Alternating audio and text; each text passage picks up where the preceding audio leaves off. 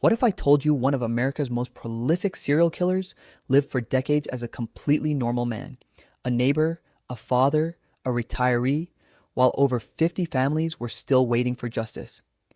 In the next 8 minutes, you are going to see how one man committed at least 13 murders and more than 50 rapes across California for over a decade, then simply stopped, disappeared into suburban life, and was not caught for 40 years.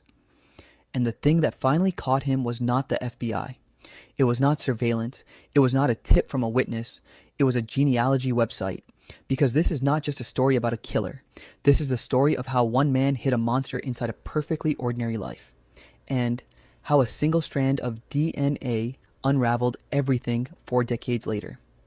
It started in 1974 in the quiet suburbs of Sacramento, California. A series of burglaries began hitting neighborhood after neighborhood, methodical, precise, leaving almost no evidence. Residents reported feeling watched. Items went missing. Footprints appeared outside windows. Then in 1976, the burglar became something far worse.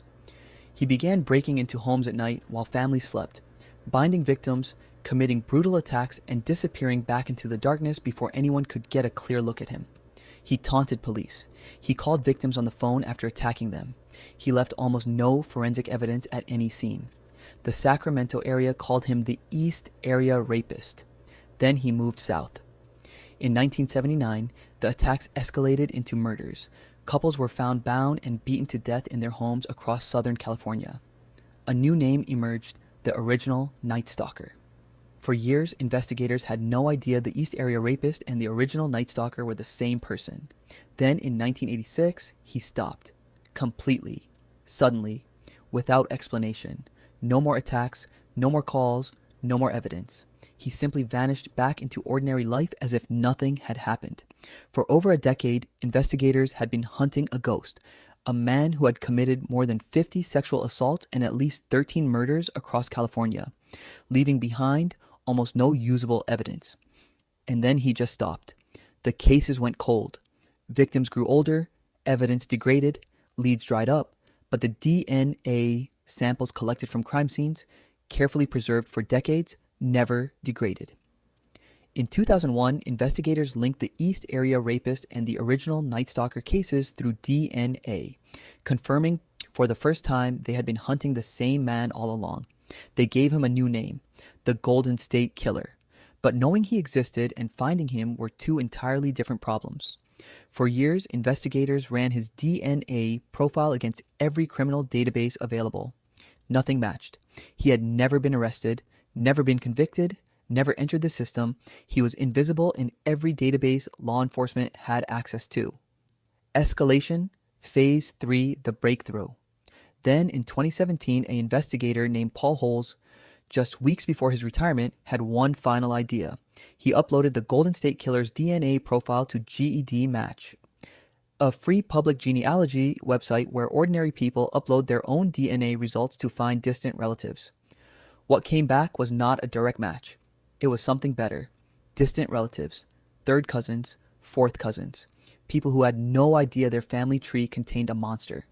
Investigators spent months painstakingly building family trees from those distant matches, working backward and forward through generations, cross-referencing ages, locations, and timelines, until one name kept appearing at the intersection of every branch, Joseph James DeAngelo, a 72-year-old retired police officer living quietly in a suburb of Sacramento, a former cop, a grandfather, a man his neighbors described as grumpy but completely ordinary. Investigators watched him for weeks without approaching. Then one day he threw away a tissue outside his home. They retrieved it, tested the DNA. It matched perfectly.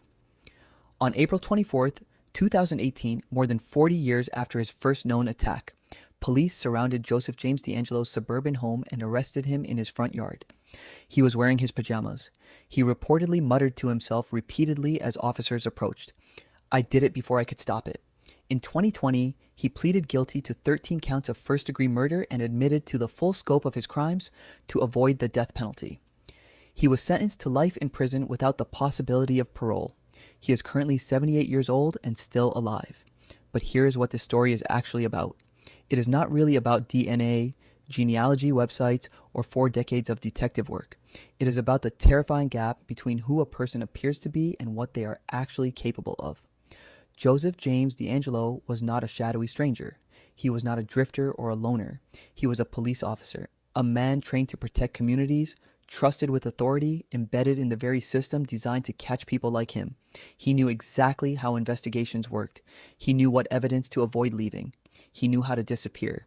And for 40 years, he did exactly that, living next door to ordinary people, shopping at the same stores, waving from the same driveway, while more than 50 families carried wounds that never fully healed.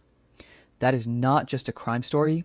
That is a reminder that the most dangerous people are rarely the ones who look dangerous.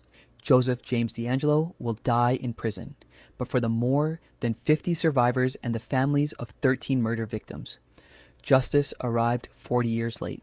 And for the investigators who never gave up, who preserved DNA samples for decades, who spent careers chasing a ghost, who uploaded a profile to a genealogy website as a last desperate idea, this case proves something extraordinary. No matter how long someone hides, no matter how carefully they disappear into ordinary life, one strand of DNA, preserved and patient, can wait longer than any criminal ever could. If this kind of story keeps you up at night the way it keeps us up, there are more where this came from. Every week on StickFiles, we go deeper into the cases that broke the rules, the criminals who outsmarted everyone, and the mysteries that nobody has fully solved yet.